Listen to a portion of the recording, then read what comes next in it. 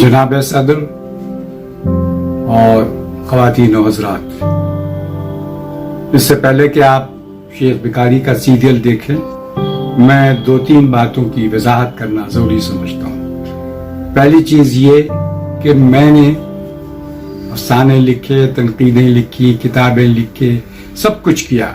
ये सीरियल बनाने का जुनून मुझे कैसे हुआ? मैंने पिछले 2-3 वर्षों में ये महसूस किया कि हमारे लिए ये दौर बहुत ही एक बहरानी दौर है, क्राइसिस का पीरियड है। हम अपनी तारीख, अपनी तहजीब, अपनी जुबान से बिल्कुल अलग हो रहे हैं। न हमारे पास हमारी जुबान है, न हमारी तहजीब है, न हम अपने कायद को पहचानते हैं, न इस धरती और इस जमीन के लिए जो कुछ हमने किया है उसको कोई रिकॉग्नाइज करता है या कोई हमारी खिदमतों को उसको सराहने की कोशिश भी नहीं करता। इसमें मैं किसी दूसरी कौम को मोरिद इल्जाम नहीं देता, मैं ये किसी की शिकायत नहीं करता, मैं अपनी शिकायत करता हूँ। ये हमारा कसूर है कि हमने अपने आप को, अपनी तहजीब को, अपने हीरोज को और अपनी कौम को जिसने कुर्बानियां दी उसको सही ढंग से प्रोजेक्ट नहीं कर सके। हमने, लोग कहते हैं कि 1000 साल तक हमने हुकूमत की। मैं इस वाक़े से ये समझना और ये सबक लेना चाहता हूँ कि हमने अगर 1000 साल हुकूमत की तो हमने क्या दिया?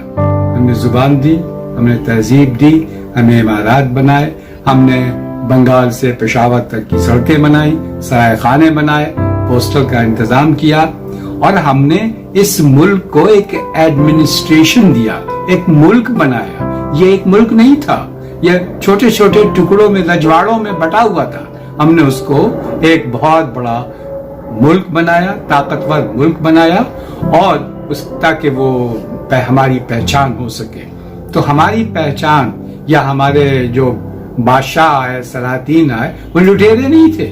वो लुटेरा तो वो होता है जो लूट कर चला जाता है। जैसे अंग्रेज आए, लूटा और लूट कर चले गए, बसे नहीं हुए हिंदुस्तान में। हम इस मुल्क में बस गए, हमने यहाँ शादियां की, ब्याह किया और हम उनके साथ रहे और अपनी जिंदगी का बेशकीमत विरसा दिया उनको।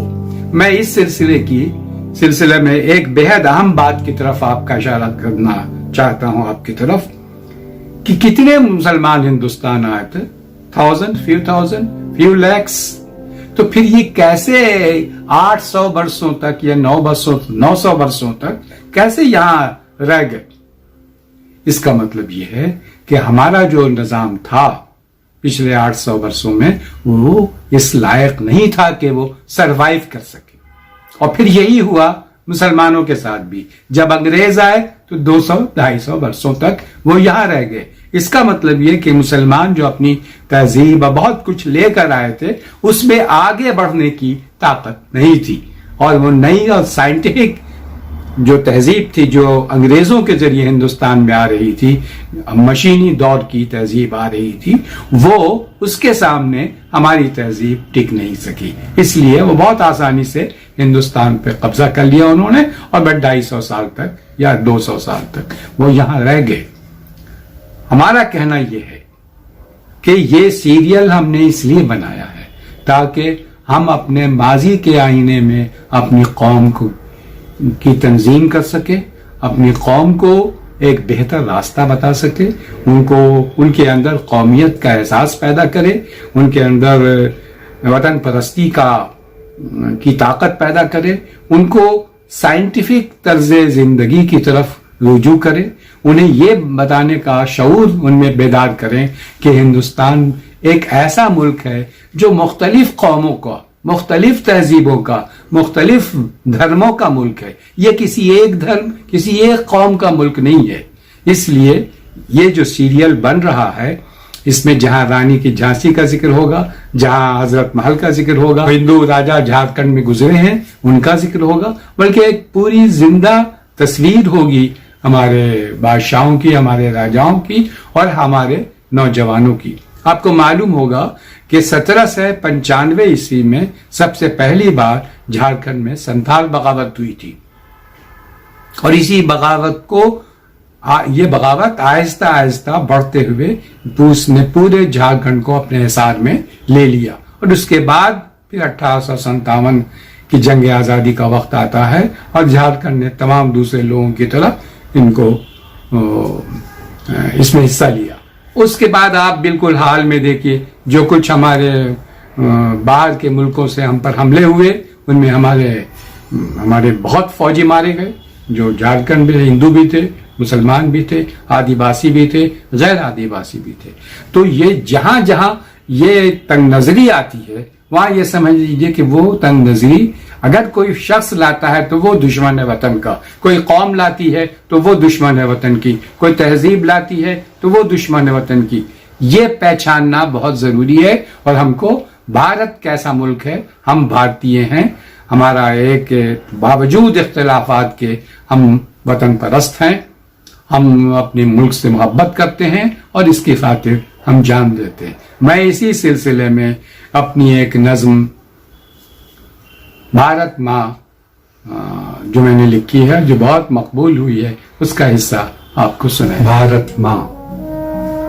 दूध की नहरें जहां थी बहती, सोने की चिड़िया जहां थी रहती, बर्फ की उजली राहों पर अब सुर्ख फूल जहां हैं उगते, मेरी माँ वही है जन्नत, भारत माँ वही है जन्नत। तेरी नदी में, तेरे वनों में, वृक्षों में और कोपल में जीवन का वो रस है शामिल, जिसको पीकर जिंदा है ये दुनिया सारी। तेरी संतानों की हैं वीर कथाएं, तूने अपने प्रेम का आंचल सबके सरों पर डाला है। तेरी वाणी में अमृत का वो जादू है जो पीले अमर हो जाए। तेरी बाहों में हम जीते हैं, तेरी बाहों में हम मरते हैं। मुझे दुख नहीं है इसका किसने किसको मारा, मेरी अंतिम इच्छा यही है मेरी माँ।